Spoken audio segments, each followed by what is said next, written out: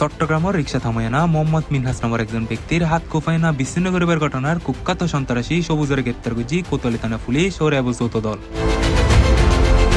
শুক্রবার 10 এপ্রিল ভোরে কোতোয়ালি থানা পুলিশ ও র্যাবের যৌথ অভিযানে ব্রাহ্মণবাড়িয়া কসবা থানার ইমামপাড়া এলাহাতুন এই কুখ্যাত সন্ত্রাসী সবুজের গ্রেপ্তার করা হয়। ঘটনার সাথে জড়িত যারা আমাদের অনুসন্ধানে যেটা উঠে এসছে এবং হলো যে তার বোন বাদী হয়ে মামলা করেছে কোতোয়ালি থানাতে। এই মামলার রেফারেন্সে দেখা যায় 3 জন ব্যক্তির নাম প্রকাশ্যে উঠে এসেছে। একজন হচ্ছে আপনার সবুজ, আরেকজন তুহিন, আরেকজন হচ্ছে আপনার পপু।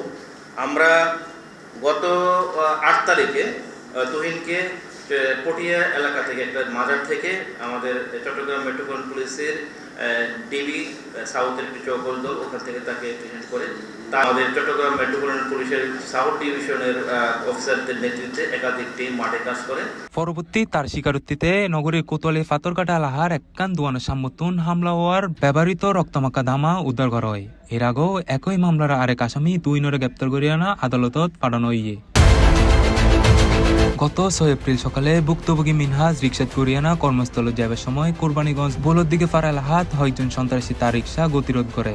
এই সময় আব্দুল্লাহ আল অপু, সবুজ, 303-4 জন অজ্ঞাত ব্যক্তি দেশীয় তারা অস্ত্র লইয়ানা মিনহাজের রিক্সা তো নামায়না এলোপাতারে কুফায়না জম করতে তাহে।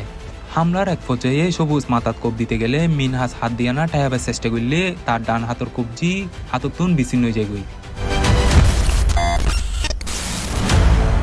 C+ TV Chittagong.